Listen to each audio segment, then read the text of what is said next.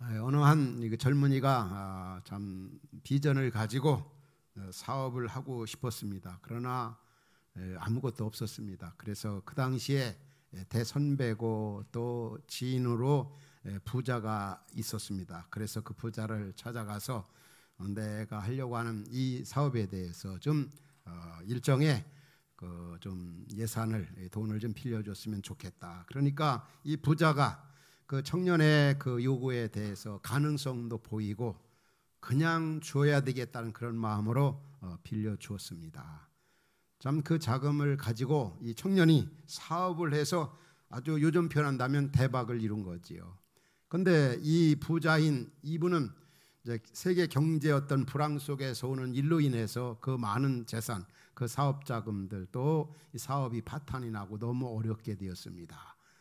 원래 그 빌려온 돈은 쉽게 갚았지만 그 소식을 듣고 이 청년이 그 부자인 그분에게 필요한 금액 또 다시 일어설 수 있는 그런 예산을 넉넉하게 주어서 역시 그 부자 힘들었지만 다시 일어설 수 있게 되었다는 그런 얘기를 책에서 제가 읽은 적이 있습니다. 이 청년은 정말 그분에 대해서 자기를 믿고 신뢰하고 빌려준 그분의 그 은혜, 그분의 사랑, 정말 그는 평생 참 갚을 수 없는 그런 은혜를 내가 받았다. 그런 심정으로 그 일을 행했던 것입니다. 어떤 면에 보면은 오늘날 우리들이 하나님 앞에서 특별히 믿음의 식구들이 하나님 앞에 갚을 수 없는 그런 은혜를 받은 사람들이 그리스도인이다. 이렇게 생각할 수가 있습니다. 오늘 본문 시편에 보면은 이 시인이 하나님 앞에 어떻게 표현하고 있습니까? 오늘 본문 2절에 보면 내 영혼아 여호와를 송축하며 그의 모든 은택을 잊지 말지어다. 오늘 추수감사절을 맞이하면서 정말 하나님의 은혜 잊지 말아야 합니다. 하나님께서 나에게 주신 은혜, 우리는 오늘 이 시간에 있기까지 갚을 수 없는 하나님의 은혜, 또 이웃의 은혜를 받은 사람들이 오늘 예배하는 우리들입니다. 시편 116편 12절에 오면은 시인이 또 그렇게 하나님 앞에 표현하고 고백합니다. 내게 주신 은혜를 여호와께 무엇으로 보답할까? 내가 무엇을 많이 받을까? 무엇을 많이 소유할까? 무엇을 얻으려고 구하기보다 이미 주신 그 은혜를 무엇으로 보답할까? 이런 자세, 이런 성숙한 그런 그리스도인이 되어야함이 마땅한 것입니다. 혹간에 보면은 연약한 사람들이나 믿음이 없는 사람들 늘 하나님 앞에 그렇게 많은 것을 받았음에도 불구하고 계속 받겠다고만 아우성인 우리의 모습이 아닌가. 우리는 이미 주신 은혜만도 너무 감사하다. 갚을 수 없는 은혜, 한없는 은혜, 한량 없는 그 은혜 우리가 받았습니다. 우리 찬송가 가사도 그런 가사가 있지 않습니까? 늘 울어도 눈물로써 못 갚을 줄 알아 이 몸밖에 드릴 것 없어 이 몸 바칩니다. 또 다른 노래 가사 보면은 주께서 주신 모든 은혜 다 말할 수 없네. 여러분 그렇습니까? 우리는 그런 자세가 오늘 추수감사절을 맞이하면서 하나님 앞에 예배하면서 우리들이 가져야 할 자세인 겁니다. 오늘 본문 여러분 같이 읽은 말씀에 보면은 노년에 이른 한 시인이 과거로부터 오늘 이르기까지 하나님이 주신 은혜, 축복들을 열거하고 있습니다. 3절부터 대략 5절까지 살펴보면 이런 말씀들이 나오죠. 하나님 아버지께서 우리의 죄악을 사해 주셨습니다. 또 모든 병을 고쳐 주셨습니다. 또 생명의 파멸에서 우리를 속량하셨고 또 인자와 긍휼로 우리에게 관을 씌우셨고 또 우리의 소원을 들어주셨고 또 우리를 청춘으로 독수리같이 새롭게 해주셔서 오늘 여기까지 우리가 오게 되었던 것입니다. 에베네셀, 여기까지 도와주셨다. 우리 하나님 아버지께서. 여러분 그렇게 믿습니까? 정말 지금까지 주신 은혜 얼마나 감사한지, 얼마나 정말 그분께 영광을 돌려야 되는가.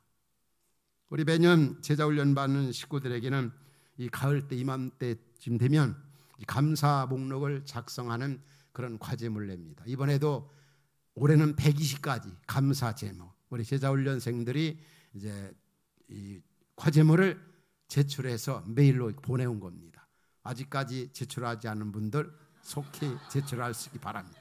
이 120가지 이 감사. 얼마나 참 생각해 보면은 감사밖에 없는 것 같습니다. 오늘 우리 자신이 여기에 앉아 있는 것 자체가 감사합니다. 정말 하나님의 은혜가 아니었더라면 벌써 정막 중에 거였을 터인데 하나님의 은혜로 여기까지 달려온 것입니다. 이제 8절 이하를 보면은 그 하나님은 어떤 분이신가를 우리에게 잘 말씀해 주고 있습니다. 우리가 믿는 하나님, 우리가 만난 하나님 여호와는 그분은 긍휼도 많으시고 은혜롭고 또 노하기도 더디하시고 또 인자하심도 아주 풍부하시고 9절에 오면은 자주 우리를 경책하지 아니하고 노를 영원히 우리에 대해서 품지도 아니하시고 또 10절에 보면 우리의 죄를 따라 우리를 처벌하지도 아니하시고 우리의 죄악을 따라 우리를 그대로 갚지 아니하시는 그런 하나님. 11절에 오면은 하늘이 땅보다 높은 같이 그를 경외하는 우리에게 그 인자하심이 아주 크신 분이고 12절에 보면은 동에서에서 먼 것 같이 우리의 죄과를 우리에게서 멀리 옮기신 분이고 13절에 다 같이 읽겠습니다. 시작. 아버지가 자식을 긍휼히 여긴 같이 여호와께서는 자기를 경외하는 자를 긍휼히 여기시나니 계속 보면은 이는 그가 우리의 체질을 아시며 우리가 단지 먼지뿐임을 기억하시미로다.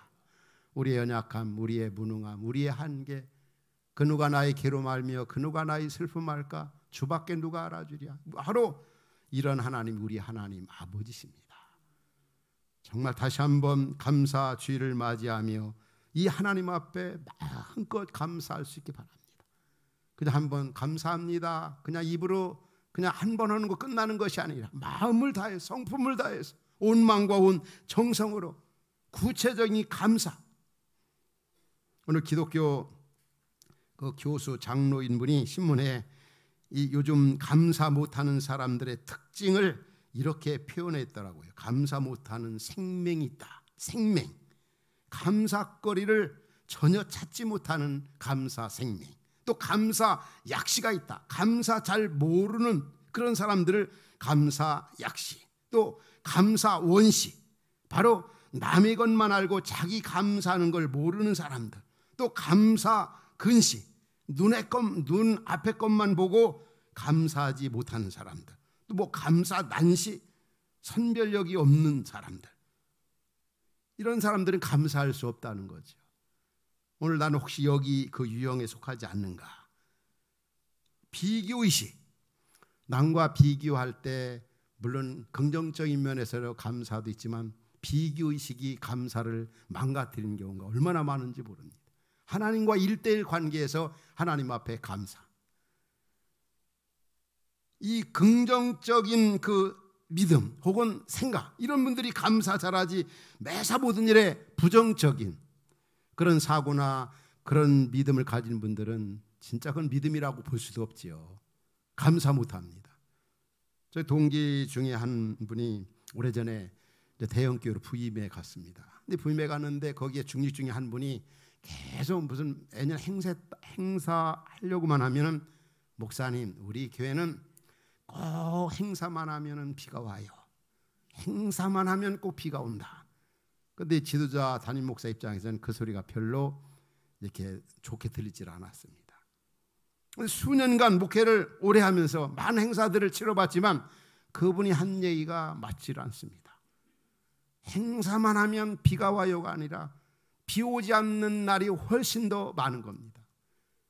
근데 우리 교회는 월드컵 지난해 비가 왔습니까? 안 왔습니까? 중간에 조금 왔죠. 올해도 비 온다고 해서 1급 예보가 기준입니다. 이런 때는. 그래서 취소를 했습니다만은 그렇게 매사 모든 일을 부정적으로만 보려고 하지 말라는 거죠. 비가 와도 감사, 안 와도 감사. 이렇든 저렇든 우리는 하나님 앞에서 감사할 수 있어요. 이 기본, 감사는 우리 기독교인에게 기본입니다. 어제도 늦게 새가족 신방하고 오는데 제가 이렇게 하늘을 보니까 내일 비가 올까 안 올까. 왔으면 좋겠다. 만일에 안 오면 이거 취소했는데 어떻게 하나. 그런데 제 걱정이 아니라 옆에 있던 유 목사님이 내일 비가 와야 할 텐데 안 오면 하늘에 별이 떠 있는 겁니다. 진짜 안 올 것 같아. 근데 지금 밖에 비가 오는지 안 오는지 모르겠어요. 여하튼 우리가 매사 모든 일을 긍정적으로 생각해야지, 안 되는 쪽으로 생각하고 불평하고 원망하는 이런 분들은 감사할 수가 없는 것입니다. 그 88년도에 그 올림픽 복식 그 탁구 금메달리스트인 그 양영자 그 선교사님입니다. 지금은. 근데 그분이 오랜만에 국가 선수촌을 이렇게 가보니까 후배들이 이제 열심히 연습하는데 뒤에 그 나부끼는 그 프랑카드 주제가 어떤 그 주제냐면은 기적을 일으키는 것은 신이 아니라 우리의 의지에 달려 있다. 네? 기적을 일으키는 것은 신이 아니라 우리의 의지에 달려 있다.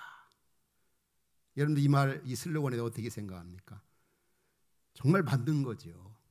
그러나 우리 기독교 입장에 보면은 맞기도 하고 안 맞기도 한 거죠. 왜냐하면 믿는다 하면서 우리가 해야 할 일을 하지 않으면서 그냥 하나님이 기적을 일으켰다, 내가 기도했기 때문에 내 비 안 올까야 하면서 만약에 이런 행사를 단행한다고 생각해 봐요. 그건 안 맞는 거죠. 오늘날 그런 분들이 참 많이 있어요. 내가 기도해서 뭔가 거래식으로 생각하고 따내기식으로 생각하고, 결코 이런 분들은 하나님 앞에 범사에 감사할 수가 없는 것입니다. 우리는 어떤 상황 속에서도 정말 하나님 앞에 감사하시나, 바로 이 감사는 우리에게 평안을 가져옵니다. 감사는 하나님의 능력을 경험하게 합니다. 이 감사는 하나님의 위대하심을 인정하는 것입니다. 우리가 잘 아는 빌립보서 4장 6절에 이런 말씀 나오잖아요. 아무것도 염려하지 말고 기도하면은 기도할 때 감사함으로 하나님께 아리라. 7절 보면은 그리하면 지각에 대한 하나님의 평강이 그리스도 예수 안에서 너희 마음과 생각을 지킨다. 봐요. 감사할 때 바로 염려가 사라지고, 감사할 때 마음의 평안이 생기고, 감사할 때 하나님의 능력을 경험할 수 있다고 하는 것입니다. 오늘 추수감사절을 맞이하면서 정말 우리는 이 범사 감사 신앙으로 더 승화되고 더 증대되어야 되지 않겠습니까? 성경에 나오는 사람들 보면 우리가 너무 이 감사절 때마다 이 성경에 감사했던 사람들의 그 명단을 열거하면서 들어보지 않습니까? 벌써 35년 이 교회에서 이렇게 목회해 가면서 흩어진 교회까지 포함해서 1년에 감사 절기가 공식적으로 2번씩 아닙니까? 그러면 저 감사 설교를 몇 번 했습니까? 35년 이상 했으니까 아마 적어도 70번 이상. 그래서 이 감사 많이 듣는 게 중요한 게 아닙니다. 이 말씀을 들을 때마다 성경에 나오는 그 감사하는 분들 보면 대부분이 감사할 수 없는 그런 여건에서 많이 감사했지 않습니까? 우리도 참 어려운 시대를 살아가고 있습니다. 우리 인간적으로 생각하면 하나님 하시는 일에 대해서 때로는 답답하고 이해도 안 가고, 왜 하나님이 그렇게 하시는가, 이런 거에 대해서 우리 자신으로 이렇게 속상하게 생각될 때도 많이 있지만, 우리는 어떤 상황 속에서도 감사할 수 있는 그런 그리스도인, 이게 바로 성숙한 그리스도인인 것입니다. 우리가 가령 욥 같은 경우도 자녀를 잃어버렸잖아요. 건강을 잃었죠. 또 재산을 다 잃어버렸죠. 그럼에도 불구하고 그가 모든 것을 잃고 나서도 주신 자도 여호와시요 취하신 자도 여호와시라면서 하나님 앞에 감사 찬양을 드린 것을 볼 수 있습니다.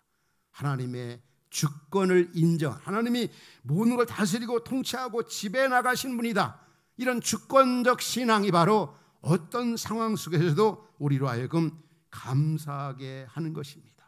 하나님의 위대한 역사를 이루었던 사람들, 바울 같은 경우도 옥중에 갇혀 있음에도 불구하고 하나님 앞에 감사할 때 하나님의 기적을 체험했던 겁니다.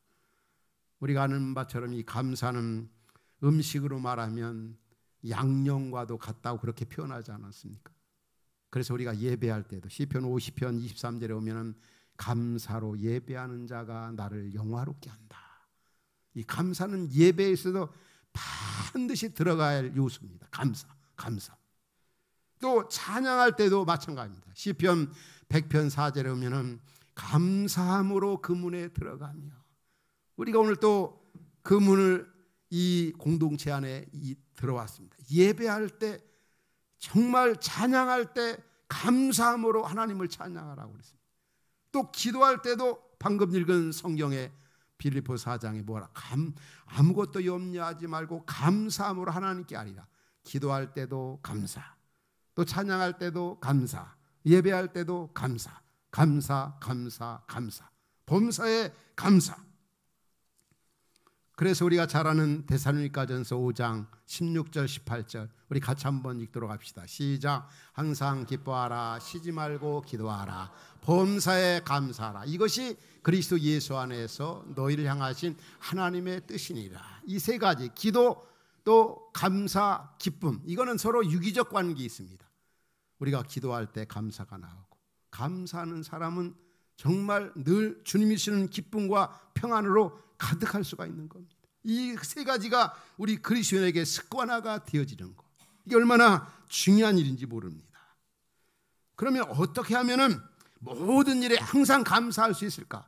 어떻게 항상 감사할 수 있을까? 먼저는 제일 중요한 게 하나님의 그 약속의 말씀을 붙잡는 것입니다. 참 때로는 살아가면서 여러 가지 일을 경험하게 되고 만나게 되는데 이해할 수 없고 답답할 때 하나님의 약속의 말씀, 어떤 약속의 말씀을 붙잡으면 참 좋을 것 같습니까? 우리가 잘 아는 가령 하나님을 사랑하는 자, 그 뜻대로 부르심을 입은 자들에게는 합력하여 선을 좋게 하시는 하나님이시다. 이런 약속의 말씀을 붙잡을 때 힘들거렸고 공고하고 답답할 때도 승리할 수가 있고, 그런 속에서도 감사할 수가 있는 겁니다. 하나님의 약속의 말씀을 붙잡는 것. 또 한 가지는 과거로부터 오늘의 이르기까지 하나님이 주신 은혜들을 기억하는 것입니다.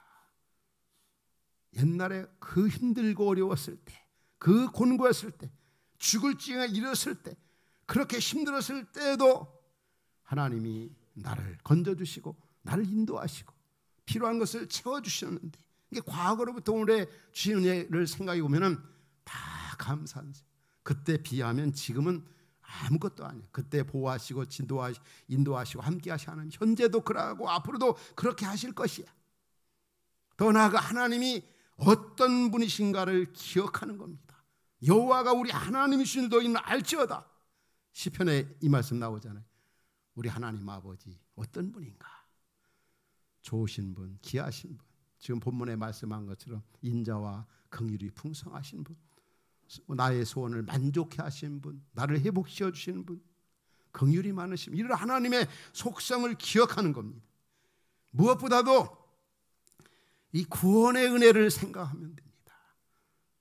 나 같은 죄인 살리신 주 은혜 놀라와 잃었던 생명 찾았고 광명을 얻었는데, 우리 예수 만나 죄 문제 해결받고 이 죽음 문제 해결받은 거 생각하면 너무 큰 문제 해결받았어. 그러면 어떤 고난이나 어려움도 다 이겨나갈 수가 있습니다. 이 구원의 은혜에 감사하는 것, 이런 분들은 어떤 일 속에서도 늘 감사하면서 노래하면서 살아갈 수가 있는 것입니다. 오늘 추수감사주의를 맞이하면서 저는 우리 가족들과 함께 한 5가지 감사를 좀 하나님 앞에 드리고 싶어요. 각 개인적으로 주님 앞에 주일 감사가 120가지 이상 다 되지만 우리 공동체적으로 함께 주님 앞에 감사드리고 싶은 거 5가지.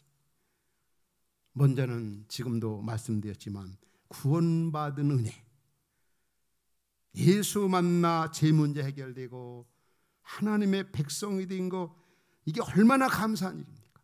오늘 예배하는 우리는 다른 건 몰라도 이 감사는 기본이고 이게 가장 큰 감사고, 이 문제 해결받은 거 생각하면 정말 하나님 앞에 드려야 할 감사의 필수인 것입니다. 여러분 그렇게 믿습니까? 예수님 만나 구원받아 제 문제 해결되고 하늘의 소망 갖고 살게 되고 얼마나 감사합니까? 또 한 가지 감사가 있습니다. 바로 모든 식물을 주신 하나님께 감사. 다시 말하면 지금까지 우리가 이 땅에 빈손 들고 왔지만 하나님께서 때마다 시마다 일용할 양식, 필요한 것들을 우리에게 채워주셨습니다. 한번 생각해 보십시오. 어느 한 신혼부부 가정을 신방을 했습니다. 또 때가 되면 자녀를 하나 혹 둘을 이렇게 같이 살아갑니다. 더군다나 이렇게 믿음 안에 살고 교회 생활에게 충실히 하고 또 새로운 또 장막을 또 준비하고 그 모습을 보면은 정말 하나님 은혜가 감사하다 그런 생각이 되어집니다. 혼자 이렇게 객지에서 나와서 직장을 구하고 혼자 살다가 아내 남편 만난 거 얼마나 감사합니까? 또 생각하면 하나님이 태열매 상급으로 자녀 주신 거 얼마나 감사합니까? 또 영적인 그 가족들 만난 거 얼마나 감사합니까? 믿음의 형제, 믿음의 자매 만난 거 감사하고 또 이렇게 아름다운 환경에 살 수 있게 된 것도 감사하고 이게 다 감사. 옛날부터 오늘 일까지 하나님이 주신 그 축복들을 생각하면 너무 감사한 겁니다. 근데 자꾸 다른 사람 사는 거 비교해보고 동기들 비교해보고 뭐 이런저런 거 비교해보면 감사가 안 생겨요. 이미 하나님께 예로부터 오늘 일까지 이렇게 주신 거 이런 감사 우리 흩어진 가족들 하나님 앞에 더 구체적으로 감사할 수 있기 바랍니다. 세 번째 감사가 있다고 한다면 우리 흩가족들 영적인 하나님의 가족들을 만난 게 얼마나 감사한 일입니까? 저도 여러분 만난 게 얼마나 감사한지 모르겠어요. 여러분들도 마찬가지죠. 한 가족, 영적인 가족, 고환학을 같이 할 수 있는 그런 믿음의 가족들을 만난 것은 아파트 몇십 채를 혹은 어떤 사업이 대박난 것보다 어떤 면에는 더 크고 더 아름답고 더 귀한 것이다. 힘들고 어려울 때 같이 기도해주고 격려해주는 이런 것들이 여러분과 함께 오늘 추수감사절을 맞이하면서 하나님 앞에 함께 감사드리고 싶습니다. 또 한 가지 감사는 무엇보다도 하나님께서 하나님의 비전을 우리를 통하여 이루어 주신 게 얼마나 감사한지 특별히 흩어진 가족들 또 새로운 가족들 하나님이 우리에게 4대 비전을 주셨습니다. 이미 그런 비전들을 이루어 주셨고 또 이루어가고 계시고 앞으로도 이루실 겁니다. 몇 주 전에 우리 국제 제자 훈련은 그 디사이플 그 기자 두 분이 와서 이제 우리 교회를 좀 취재를 했습니다. 좀 화평교회 말고 화평교회 이후 흩어진 우리 화평교회에 대해서.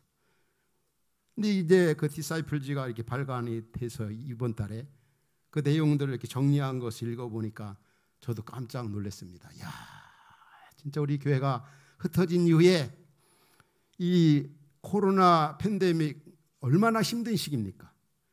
그런데 그런 시기 속에서도 엄청난 일을 한 거죠. 내부적으로도 그러고 외부적으로도 그러고 해외적으로도 뭐 여러분도 알지 않습니까?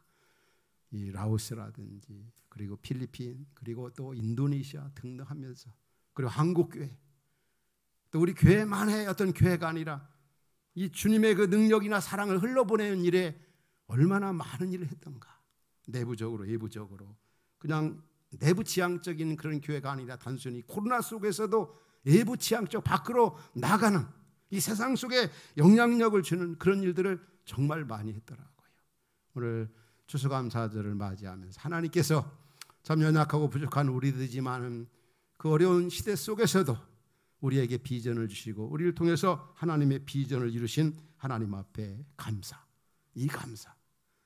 더 나아가 마지막은 바로 우리 모두가 그 하늘의 소망을 가지고 살게 된 거 얼마나 감사한 일입니까?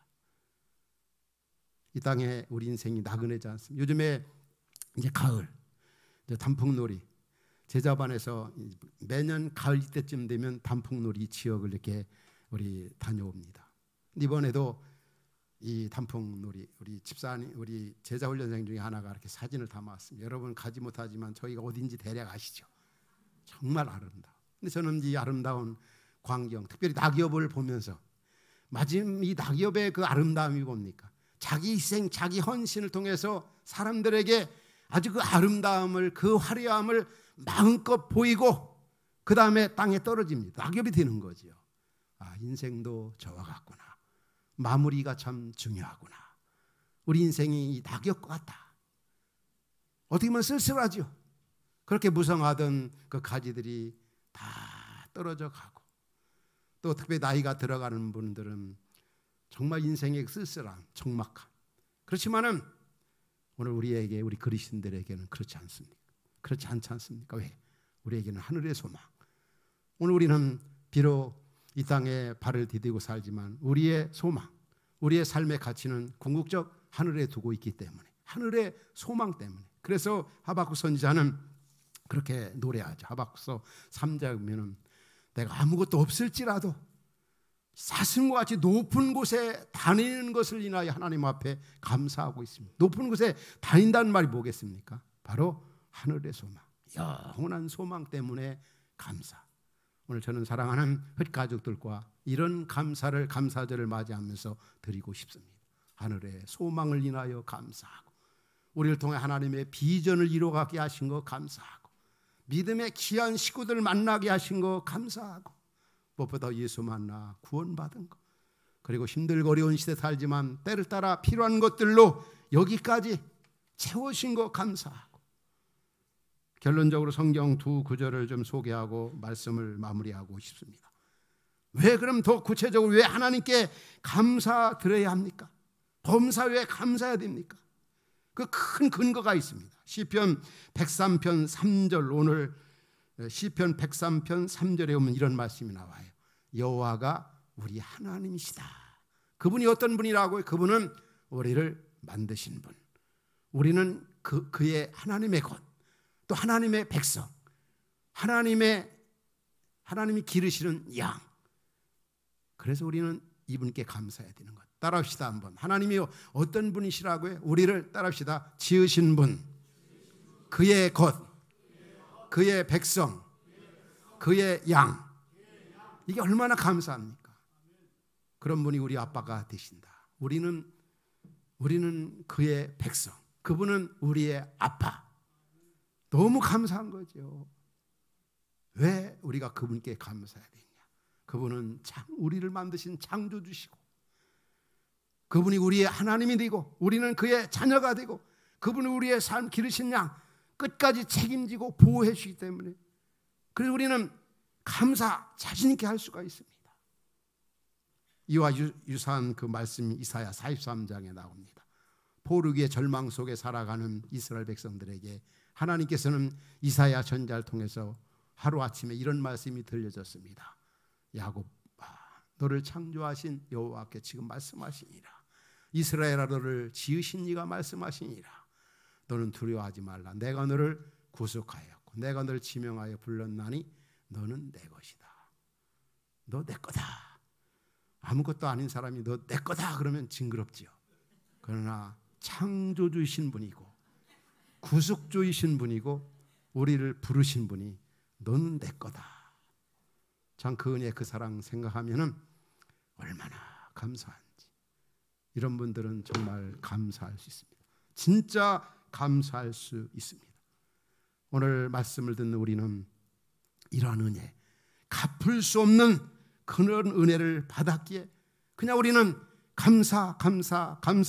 감사밖에 없습니다. 내게 주신 은혜를 무엇으로 보답할까? 우리는 말로만이 아니라 행동으로, 구체적으로 어떻게 그 나라, 그 영광, 그 뜻을 위해 살아가는 것입니다. 이제는 살아도 그분을 위해 살고 죽어도 그분을 위해 죽고 그 바탕 위에서 이웃 사랑하면서, 은혜에는 사명이 있습니다. 이 사명을 이 사랑을 받은 우리 성도들, 하나님 은혜에 감사하며 이 땅에서 주신 사명 잘 감당하며 승리의 삶을 살아가는 그런 은혜가 말씀 듣는 우리 성도 여러분 모두에게 있기를 주의 이름으로 축원합니다. 아버지 하나님,